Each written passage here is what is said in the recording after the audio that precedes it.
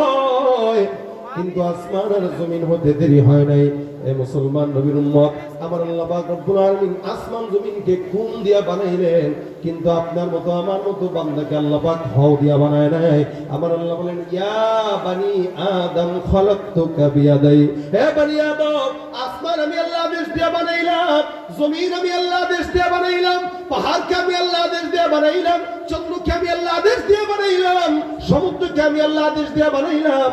তোমার মতো মানুষ আমি আল্লাহ কেমনে বানাইছি জানো? আমার আল্লাহ পাক রব্বুল আলামিন বলে, ইমানদার, আমি আল্লাহ তোমাকে যখন বানাইলাম, আমি আল্লাহ পাক রব্বুল আলামিন আমার নিজের কুদরতি হাত দিয়া বান্দা আদর করে মহব্বত করে লেপে লেপে তোমাকে বানাইলাম। আল্লাহ পাক রব্বুল আলামিন নিজের কুদরতি হাতে বান্দার নাকটা বানায় দিয়েছেন, নিজের কুদরতি হাতে বান্দার ঠোঁটটা বানায় দিয়েছেন। আল্লাহ পাক চমৎকার করে সুন্দর সুন্দর করে বানায় দেয়। 40,000 বছর পর্যন্ত আল্লাহ পাক 40 বছর পর্যন্ত বান্দার এই সুন্দর দেহটাকে আল্লাহ পাক জান্নাতের মধ্যে ফেলে রাখছে। এটা একটা মাত্র মাটির পুতুলের মতো। শয়তান চতুর্দিক দিয়ে ঘুরে চিন্তা করে, হ্যাঁ এটাকে আমার বিপরীতে বানানো হয়েছে, এটারে শান্তি দিব না। শয়তান নাক দিয়ে ঢুকা পিছন দিয়ে বের হয়ে গেছে, খালি কিছুক্ষণ পর পর খোঁচা দেয়। আল্লাহ বলেন 40 দিন পর ফানাফাখতু ফীহি মির রূহি ফাকাউ লাহু সাজিদিন। আমার আল্লাহ পাক রব্বুল আলামিন বান্দাকে ফুঁক দিয়ে দিলেন, বলে কি? ফানাফাখতু ফীহি মির রূহি। আল্লাহ ডাক দিয়ে বলেন, আমি আমার রূহ থেকে বান্দার মধ্যে রূহ ফুঁকে দিলাম। সুবহানাল্লাহ। কার রূহ থেকে? কার? আল্লাহর রূহ থেকে আমাদের ভিতরে আল্লাহ পাক রূহ দিয়ে দিয়েছেন। শয়তান ডাক দিয়ে বলেন, ক্বালা ফাবিইজ্জাতিক, ক্বালা ফাবিইজ্জাতিক, এই তোমার ইজ্জতের কসম, লাউগুইয়ান্নাহুম আজমাইন, সবগুলোর আমি আল্লাহ, তুমি আল্লাহ, তোমার বান্দাদেরকে আমি শয়তান সবগুলোরে গোমরাহ করেই ছাড়বো। ক্বালা ফাবিইজ্জাতিকা লাউগুইয়ান্নাহুম আজমাইন, আল্লাহ সবগুলোকে আমি আল্লাহ ধ্বংস করেই ছাড়বো। যার কারণে কখনো কখনো টুপিওয়ালা, পাগড়িওয়ালা, জুব্বাওয়ালা অথবা প্যান্ট শার্ট টাইওয়ালা ভদ্রতার বেশেও শয়তান আছে না না? ও চ্যালেঞ্জ করছে আল্লাহর কাছে, একটাও ভালো থাকতে দেবে। আমার আল্লাহ পাক ডাক দেয়া বলেন, ইল্লা ইবাদাকা মিনহুমুল মুখলাসিন, সবগুলোরে পারবা, তবে মুখলিস আল্লাহওয়ালা ইমানদারদেরকে পারা যাবে। কথা বলা যাবে? চাকরি হয় না, যদিও একটা হইছে, নেতা ডাক দেয়া কয় দাড়ি কাটো তাহলে চাকরি টিকবে। যুবক কয় না না, কারণ আমার দিলের মধ্যে দুনিয়ার মানুষের প্রেম নাই, আমার দিলের মধ্যে নেতার প্রেম নাই, আমার দিলের মধ্যে বিবির প্রেম নাই, আমার দিলের মধ্যে আল্লাহর প্রেম। দুনিয়াতে রিকশা চালা খাইতে রাজি দেব, আল্লাহর প্রেম ছেড়তে রাজি হব না। এটা ইমানদারের কাজ। এই জন্য আল্লাহ বলেন, আলা ইন্না আউলিয়া আল্লাহ, এরা আল্লাহওয়ালা, এরা আল্লাহর ওলি, এরা আল্লাহর বন্ধু। এদেরকে আমি আল্লাহ আমার হাতে বানাইলাম, আমি আল্লাহ মহব্বত করে বানাইলাম। এত দাম। হাদিস শরীফে পয়গম্বর আরবি সাল্লাল্লাহু আলাইহি সাল্লাম বলেন, দুনিয়ার জমিনের সবচাইতে বড় ঘর বাইতুল্লাহ, এর আগে কোনো ঘর নাই, এর চাইতে দামি কোনো ঘর আছে নাকি? কথা কয় না। আচ্ছা বলেন তো, মসজিদটা দামি না কম দামি? কিন্তু এই মসজিদের চাইতে দামি কোন মসজিদ? কাবা। যার কারণে আমার আল্লাহ বলেন, ইন্না আউওয়ালা বাইতিন উদিআ লিন-নাস লাল্লাযী বিবাক্কাতা মুবারাকান ওয়া হুদাল লিল আলামিন। দুনিয়ার সবচাইতে প্রাচীন ঘর, শুরুর ঘর, প্রথম ঘর বাইতুল্লাহ। আমার হাবিব কিবরিয়া একবার কাবা শরীফ তওয়াফ করতেছেন, আর কাবার দিকে তাকায় ডাক দিয়ে বলে, বাইতুল্লাহ, তোমার সম্মান মালিকের দরবারে অনেক, এত সম্মান আল্লাহ পাক অন্য কোনো ঘরকে দেয় নাই। যার কারণে কোন ইমানদার যখন ঘরের মধ্যে ঢুকে, মান দাখালাহু কানা আমিনা, কোন ইমানদার যখন ঘরের মধ্যে ঢুকে, আমার আল্লাহ ডাক দেয়া বলেন সে নিরাপদ। কোন ইমানদার যদি এই ঘরের মধ্যে ঢুকে, গুনাহগার যদি এই ঘরের মধ্যে ঢুকে, কোন জালেম যদি এই ঘরের মধ্যে ঢুকে, আমার আল্লাহ বলেন সে নিরাপদ। এত এত দাম। কোন বাইতুল্লাহ যদি কোন ইমানদার বদলায় তওয়াফ করে, আল্লাহ পাকের হাবিব বলেন, একজন সদ্য ভূমিষ্ঠ হওয়া শিশু বাচ্চার মতো ওই বান্দাকে আল্লাহ পাক নিষ্পাপ বানায় দেয়। কত দাম, কত দাম। একটা ঘর খালি তওয়াফ করতেছে, কাপড় একটা সাদা পড়ছে তো 7টা চক্কর দিছে, বাস খালাস, সারা জিন্দেগির পুরো মাফ। কত দামি ঘর এই ঘরটা। আর আমার নবী বলে কি শুনেন, নবী করিম সাল্লাল্লাহু আলাইহি ওয়াসাল্লাম বলেন, আমি কাবার দিকে তাকাইলাম, সাহাবায়ে বলে আমার নবী কাবার দিকে তাকায় বলে, কাবা তোমার সম্মান মালিকের দরবারে অনেক, তুমি কি জানো এত সম্মান হওয়ার পর তোমার চাইতেও সম্মানিত একটা জাতি আছে, এ বাইতুল্লাহ, তোমার সম্মান আল্লাহর কাছে যদিও বেশি হয়, কিন্তু আমার উম্মত যারা আদনা থেকে আদনা একজন ইমানদার, ওই আদনা থেকে আদনা একজন ইমানদারের সম্মান বাইতুল্লাহর চাইতেও আল্লাহর দরবারে কোটি গুণে বেশি। এ ভাইরা আমার, বাইতুল্লাহ আল্লাহর ঘরের চাইতে কাবার চাইতেও আপনার আমার দাম বেশি। সুবহানাল্লাহ, জোরে বলেন সুবহানাল্লাহ। কত বেশি একটা ইমানদার, আদনা থেকে আদনা ইমানদার, যার দিলের ভিতরে খালি ইমানের ছিটে ফোঁটা আছে, নবী বলেন ওই বাইতুল্লাহর চেয়ে ইমানদারের দাম বেশি। যার কারণে খবরদার ইমানদারের কলবে আঘাত দিও না। বাইতুল্লাহ ভাঙলে যেই গুনাহ হয় তার চেয়ে বেশি গুনাহ ইমানদারের কলবে আঘাত দেওয়া।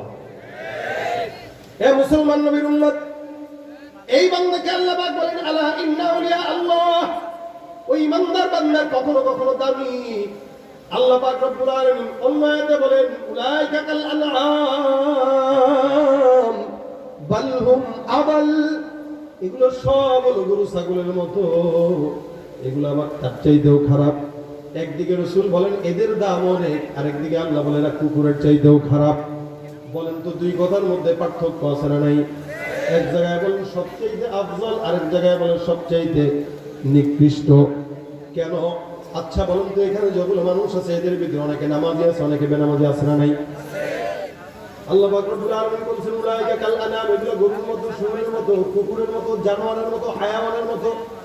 বলে একটা মানুষ এত দামি হওয়ার পর কেমনে হায়াওয়ানের মতো হয়? দেখেন উদাহরণ দিলে বুঝবেন। গরুর কি নামাজ আছে নাকি? শুঁড়ে নামাজ পড়ে? ছাগল নামাজ পড়ে না? নামাজ পড়বে কে? কে কে কে? নামাজ কার উপরে ফরজ? বলে বান্দার উপরে, মুসলমানের উপরে। মুসলমান হয়েছে নামাজ পড়ে না, গরু নামাজ পড়ে না। মুসলমান রোজা রাখে না, গরু রোজা রাখে না। মুসলমান সুন্নাত মানে না, গরু ছাগল সুন্নাত মানে না, কুকুর সুন্নাত মানে না। আল্লাহ পাক বলেন যে এই ব্যক্তিটা মুসলমান হওয়ার পরও নামাজ পড়ে না, রোজা রাখে না, দাঁড়িয়ে রাখে না, সুন্নাত মানে না, এই ব্যক্তি মুসলমান হওয়ার পরও রোজা রাখে না, কুকুর হয়ে রোজা রাখে না, নামাজ পড়ে না। সুতরাং তার মধ্যে কুকুরের মধ্যে কোনো তফাৎ থাকতে পারে না, তারা উভয় সমান। রাস্তাঘাটে যায় না চলা এই মানুষের ভিড়ে, ওই ভিড়ের মাঝেও আবার কেহ অন্যের পকেট মারে। রাস্তাঘাটে যায় না চলা এই মানুষের ভিড়ে, ওই ভিড়ের মাঝেও আবার কেহ অন্যের পকেট মারে। ও কেউ যদি মানুষ বলো আমার বলার কিছুই নাই, তাকেও যদি মানুষ বলো আমার বলার কিছুই নাই। মানুষ দেখতে চলো এবার জাদু ঘরে যাই সবাই, হায়রে সাদের দুনিয়ায় মানুষ পাওয়া বড় দায়। মানুষ দেখতে চলো এবার জাদু ঘরে যাই সবাই, ঠিক না? শিক্ষার জোরে ডিগ্রির ভাড়া, সাহেবের মাজা বাঁকা, মুচকি হেসে সব অফিসে নেয় যে ঘুষের টাকা।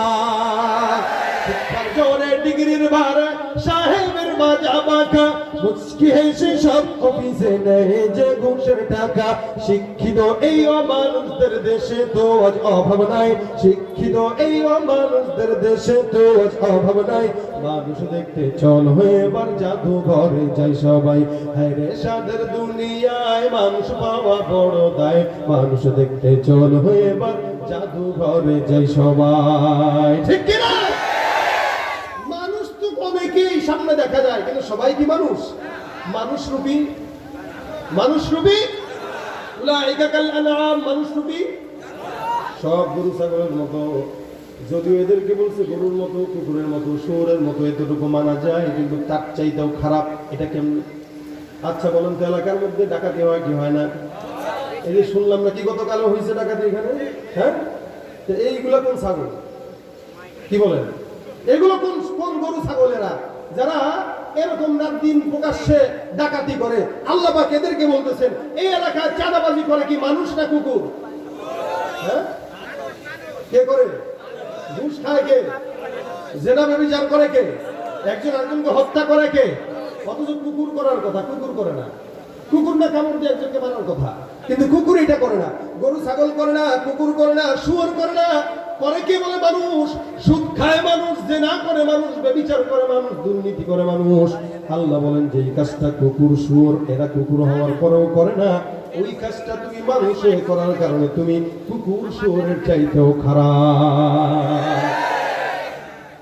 গর্ব সুরত আদমি ইনসাবুদে, গর্ব সুরত আদমি ইনসাবুদে, আহমদ বু জহল হম এক শাসুদে, আহমদ বু জহল হম এক শাসুদে, মুসলমানি বুদ গর্দন নিহাদা, ইনানে খুদ বদস্তে খাজাদাদা।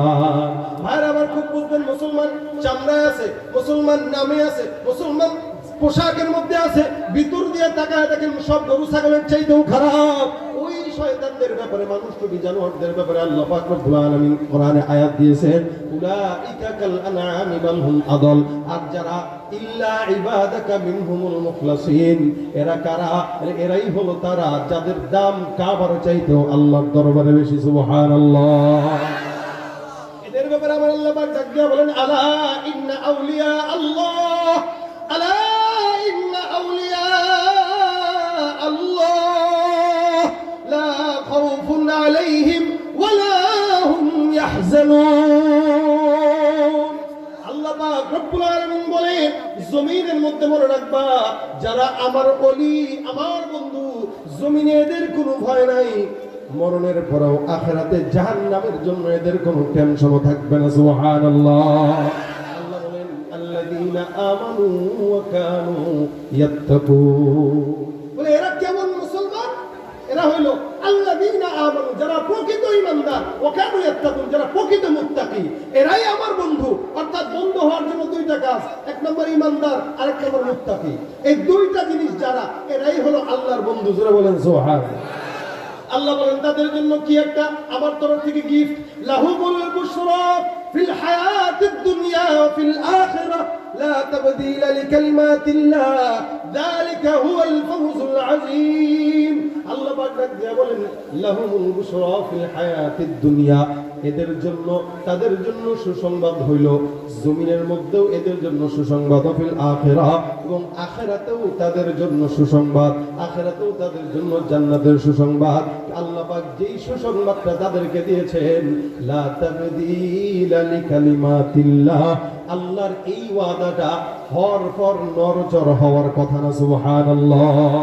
অর্থাৎ আল্লাহ যা বলেছেন এটা 100% হবে কি হবে না? সবাই বিশ্বাস হয়নি? আল্লাহরা, আল্লাহওয়ালারা আল্লাহ না, আল্লাহ থেকে জুদা, জুদা না, জুদা বুঝেননি? আবার শুনেন, আল্লাহওয়ালারা আল্লাহ না, আল্লাহ থেকে পৃথক না। কেন? মাল্লাহুল মাওলা ফালাহুল কুল। আল্লাহ যার জন্য হয়ে যায়, আসমান, জমিন, গ্রহ, নক্ষত্র, পাহাড়, পর্বত সবকিছু এই বান্দার জন্য হয়ে যায়। এই জন্য হাদিসে কুদসির ভিতরে আমার আল্লাহ ডাক দিয়া বলেন, কুনতু সামাউল্লাযী ইয়াসমাউ বিহা ওয়া বাসরুহুল্লাযী ইউবসিরু বিহা ওয়া রিজলুহুল্লাতী ইয়ামশী বিহা ওয়া ইয়াদুহুল্লাতী ইয়াবতিশু বিহা। যারা আল্লাহওয়ালা আমার বন্ধু, আমি তাদের জন্য বললাম, এরা যখন চক্ষু দিয়ে দেখে, আমি আল্লাহ পাক রব্বুল আলামিন তাদের জন্য বললাম, আমি আল্লাহ এদের চোখে রূপান্তরিত হয়ে যাই। সুবহানাল্লাহ। এরা যখন হাত দিয়া ধরে, আমি আল্লাহ এদের হাতের সঙ্গে মিলে যায়। এরা যখন পাও দিয়া হাঁটে, এরা যখন হাত দিয়া ধরে, এরা যখন চক্ষু দিয়া দেখে, কান দিয়া শুনে, এদের হালত আমার সঙ্গে মিলে যায়। বান্দা এমন অবস্থা হয়, বান্দা যদিও আমার বান্দা, কিন্তু আমি আল্লাহ পরিপূর্ণ বান্দার মহাব্বতে হাবুডুবু খাওয়া শুরু করে দে। এটা আল্লাহওয়ালাদের একটা সুফল। আল্লাহওয়ালাদের আরেকটা সুফল, এরা আল্লাহর কাছে যা চায় আল্লাহ তাই দেয়। অর্থাৎ মুস্তাজাবুদ দাওয়া হয়ে যায়, চাইতে দেরি আল্লাহ দিতে দেরি না। সুবহানাল্লাহ। আচ্ছা বলেন তো, আপনাদের কি মন চায় না, আরে আল্লাহর কাছে চাইছি আল্লাহ দিল না কেন? কি মন চায় না? অনেক সময় চাই চাই চাই কিন্তু দেয় না, দেয় না। মন চায় না, আরে আমি যদি চাওয়ার সাথে সাথে আল্লাহ দিয়ে দিত ভালো হইতো না? কি বলেন আপনারা, চান কি এটা হোক? বলেন বলেন, আপনারা চান যে আল্লাহ যা চাবেন তাই দিবেন? চান এটা যে আমি চাবো আল্লাহ আমার একটু দুর্নীতি করার সুযোগ দাও, হ্যাঁ আল্লাহ আমার একটু গাঁজা খাওয়ার সুযোগ দাও, কেউ এটা চাইবেন না আল্লাহর কাছে? না, আল্লাহর কাছে ভালো যেটা চাবো ওইটা আল্লাহ দেখ, এটা আমাদের চাওয়া আছে কিনা? এটা হওয়ার জন্য ওলি হওয়া শর্ত। কি হওয়া শর্ত? ইমাম আহমদ ইবনে হাম্বল রাহমাতুল্লাহ আলাইহি এই আল্লাহর কাছে চাওয়ার জন্য তৌফিক লাগে। কি লাগে? কি লাগে? আমাদের এলাকার তৌফিক ভাই না। তৌফিক মানে আল্লাহর তরফ থেকে দয়া লাগে, আল্লাহ চাইতে হয়। আতা ইবনে আবি রাবাহ বিখ্যাত একজন তাবেঈ, ওনার একটা দাসী ছিল। ও তাবেঈদের দাসী আমাদের মতো না। আতা ইবনে আবি রাবাহের দাসী, উনি একদিন রাত্রিবেলা তাহা খুব বুঝেন। আতা ইবনে আবি রাবাহের দাসী রাত্রিবেলা দোয়া করে, আল্লাহ আমি তোমার কাছে একটা জিনিস চাই। কিসের উসিলায় জানো? তুমি যে আমারে ভালোবাসো না, এই ভালোবাসার বিনিময়ে আমি তোমার কাছে একটা জিনিস চাই। সুবহানাল্লাহ। কি বলতেছে? তুমি যে আমাকে ভালোবাসো, বলা দরকার ছিল কি আমি যে তোমাকে ভালোবাসি। কি বলেন? এইটা বলা দরকার যে আমি যে তোমারে ভালোবাসি, এই উসিলা একটা জিনিস দিও। আর সে বলতেছে কি আল্লাহ তুমি যে আমারে মহব্বত করো, এই উসিলায় আমি একটা জিনিস চাবো। ওই মহব্বতের দাবি দিয়ে, তুমি তো আমার মহব্বত করো না? করো তো, তা করলে আমার একটা জিনিস দিবা। অনেক সময় বিবি দেখায়, জান তুমি আমার ভালোবাসো না? হ্যাঁ বাসি না। চাইলে এটা দাও। এই যে মেয়েদের কারবার, এটা স্বামীরে তার অনুভূতিতে আঘাত দিয়া বলে, জান তুমি আমার ভালোবাসো না? বলে বাসি তো, তাহলে এটা দাও। ভালোবাসা তো এটাই যে যে বাসবে তার উসিলা চাইতে হবে। তো দাসী বলতেছে, আল্লাহ তুমি যে আমাকে ভালোবাসো, ওই উসিলা আমাকে এটা দাও। তা আতা ইবনে আবি রাবাহ দোয়া করে ডাক দেখে, এই গাদি। জি হুজুর, কি চাইলি তুই? এটা আল্লাহ তোরে ভালোবাসা, আল্লাহ ঠেকা বলছে, তুই দেই না বলবি যে আল্লাহ আমি যে তোমাকে ভালোবাসি, এই উসিলা এটা দাও। তো হুজুর ঠিক আছে আপনার কথা, কিন্তু আমার তো দেমাগ অন্য দিকে থাকছে। বলে কি? সুবহানাল্লাহ। দাসী ডাক দিয়া বলতেছে, শুনেন আমি কয়টার দিকে আল্লাহর কাছে চাইছি একটু বলেন তো? রাত 3টার দিকে। আচ্ছা বলেন তো, এই এলাকায় আজ হাজারো মানুষ আছে, সবাই কি উঠছে? বলে না, সবাইকে উঠে নেয়। তা আমার উঠাইছেন কি? তা আল্লাহ। তার মানে উনি যদি আমার ভালো না বাসতেন, রাত 3টার দিকে কি উঠাইতেন? সুবহানাল্লাহ। উনি ভালোবাসে বলেই তো কানটা ধরে রাত 3টার দিকে উঠাইছে। এই জন্য বলছি তুমি যে আমার ভালোবাসো, ওইটার উসিলা দাও। সুবহানাল্লাহ। আল্লাহর কাছে চাওয়ার মতো যোগ্যতাও তো আমাদের কাছে। এই যোগ্যতা অর্জন করা ইমাম আহমদ ইবনে হাম্বল রাহমাতুল্লাহ আলাইহি 4 ইমামের অন্যতম ইমাম, যাদের ইমামতি ছাড়া ইসলাম অপরিপূর্ণ। এই জন্য ইমাম আহমদ ইবনে হাম্বল অনেক বড় দামি একজন ইমাম, 4 ইমামের। উনি একদিন এক এলাকায় গেছে, এক মসজিদে। এলাকার ভিতরে থাকবে রাত্রে মুসাফির মানুষ। কষ্ট হইতেছে আপনাদের? কার নাম বলছি? কথা বলে না। আহমদ ইবনে হাম্বল রাহমাতুল্লাহ আলাইহি, উনি মুসাফির মানুষ, সফররত অবস্থায় সারাদিন কিতাব মুতালা করতেন। ওনার এমনি এমনি ইমাম হন নাই। ইমাম মুহাম্মদ রাহমাতুল্লাহ আলাইহির কাছে একজন প্রশ্ন করছেন, ঈশা কি ব্যাপার আপনি ঘুমান না কেন? কখন ঘুমান? এই যে সারা রাত জেগে থাকেন, কিতাব পড়েন, সারাদিন বিচার কার্যক্রম করেন, এলাকার মানুষদের খেদমত করেন, ঘুমান কখন? ইমাম মুহাম্মদ রাহমাতুল্লাহ আলাইহি প্রশ্ন করছেন এক বান্দা। ইমাম মুহাম্মদ ডাক দিয়ে বলে, কাইফা আনামু ওয়া ক্বাদ নামাত উয়ুনুল মুসলিমিন তাওয়াক্কুলান আলাইনা। আমি ঘুমাবো কিভাবে? অথচ এলাকার সমস্ত মুসলমানরা আমার ফতোয়ার উপর নির্ভর করে ঘুম যাইতেছে। সকালবেলা হইলেই ফতোয়ার জন্য আসবে, বিচার নিয়ে আসবে, প্রশ্ন নিয়ে আসবে, সওয়াল নিয়ে আসবে। আমি যদি রাত্রে ঘুমাইতে, ওদের প্রশ্নের জবাব দিবে কে? এই জন্য ওলামা একরামদের ঘুম হয় না, জাতির রাহবারের টেনশনে। উম্মতের ওলামা একরাম ঘুমান না, রাত কি রাত আল্লাহর কাছে তাহাজ্জুদ করে দোয়া করেন। আল্লাহওয়ালা বুজুর্গদের দাম এত বেশি, টাকাওয়ালার কাছে আপনারা সবাই যান, আর টাকাওয়ালারা আল্লাহওয়ালার কাছে দৌড়ায়। কথা বুঝেন নাই মনে হয়? সারা দুনিয়ার মানুষ যায় টাকাওয়ালার পিছনে, বিআরবির মালিকের পিছনে সারা দুনিয়ার মানুষ ঘুরে, আর বিআরবির মালিক আল্লাহওয়ালার পিছনে ঘুরে। কেন? টাকা দিয়ে দুনিয়া কিনা যায়, মাগার আল্লাহকে কিনা যায় না। এই জন্য সেও বুঝে আমার সব যত রাজত্ব আছে টাকার মধ্যে, আর আমার কিছু যা উন্নতি সাধন করা লাগবে এগুলোর জন্য দোয়া চাওয়ার জন্য আল্লাহওয়ালার পিছনে দৌড়ানো লাগবে, নয়তো লাভ নাই। আল্লাহওয়ালার কাছে যায় দোয়া নেয় যে হুজুর। তার মানে বুঝছেন, যত কোটিপতি, যত বড় লোক, যত আরো অনেক বড় লোক আছেন, এদের বড় লোকের সীমা যেখানে শেষ, এক গরিব আল্লাহওয়ালার সীমা সেখান থেকে শুরু। ইমাম আহমদ ইবনে হাম্বল মুসাফির হয়ে সফর করছেন।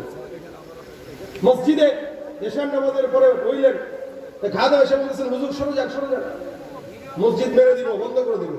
তো ভাই আমার একটু রাতটা ঘুমানোর সুযোগ দেওয়া যায় না? না না না, দেওয়া যাবে না। অনেক রিকোয়েস্ট করার পরেও রাত্রে থাকতে দিলেন না। ইমাম আহমদ ইবনে হাম্বল মনের দুঃখে হাঁটা দিলেন রাত্রে। হাঁটতে হাঁটতে হঠাৎ করে যায় দেখে একটা দোকান খোলা, বাস স্ট্যান্ডে যেরকম কিছু চায়ের দোকান খোলা থাকে এরকম একটা রুটির দোকান খোলা।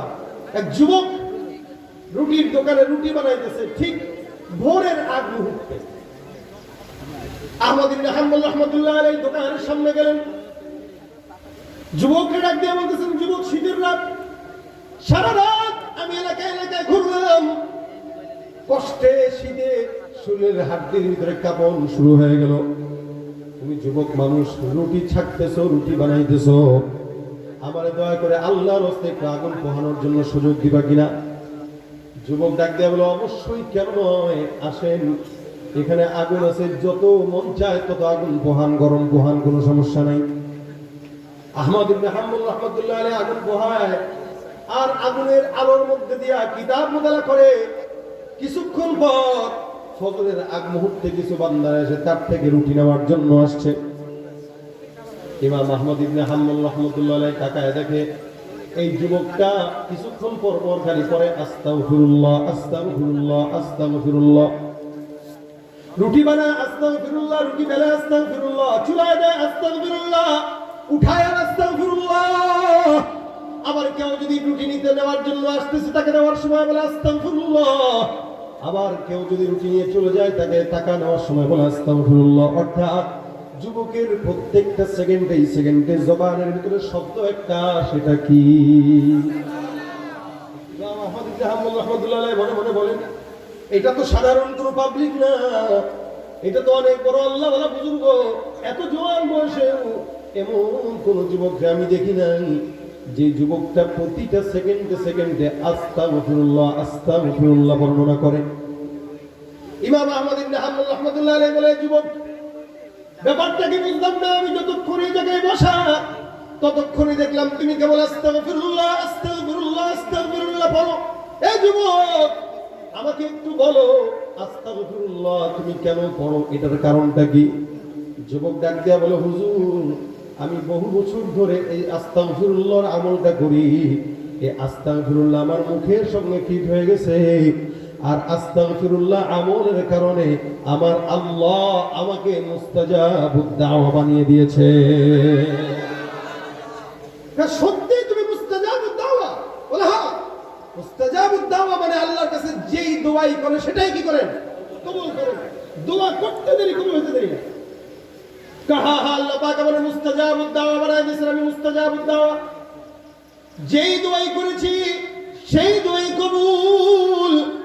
হ্যাঁ, কিন্তু একটা জিনিস, আল্লাহ পাক রব্বুল আলামিন সব দোয়া কবুল করলেও আমার একটা দোয়া আল্লাহ পাক কবুল করেন নাই। আমি জানি না আল্লাহ পাক ওই দোয়াটা কবে কবুল করবেন। ইমাম আহমদ ইবনে হাম্বল রাহমাতুল্লাহ আলাইহি বলেন, যুবক, ব্যাপারটা বুঝলাম না, মুস্তাজাবুদ দাওয়া হলে আল্লাহ পাক তোমার একটা দোয়া কেন কবুল করলেন না?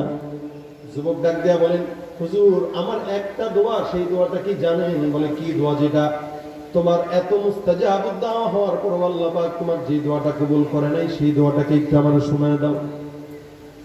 ওই যুবকটা ডাক দিয়া বলে, হুজুর, আমাকে আল্লাহ পাক রব্বুল আলামিন দুনিয়াতে যা যা চাইলাম সব কিছু আল্লাহ পাক রব্বুল আলামিন দিয়েছেন, শুধু এই একটা আমলের কারণে, যে আমলটা ইস্তিগফার। আমার পয়গম্বর আরবি সাল্লাল্লাহু আলাইহি ওয়াসাল্লাম বলে, আমি নিজে রাসূল হওয়ার পরে প্রতিদিন 70 থেকে 100 বার আল্লাহর দরবারে ইস্তিগফার করতাম। সুবহানাল্লাহ।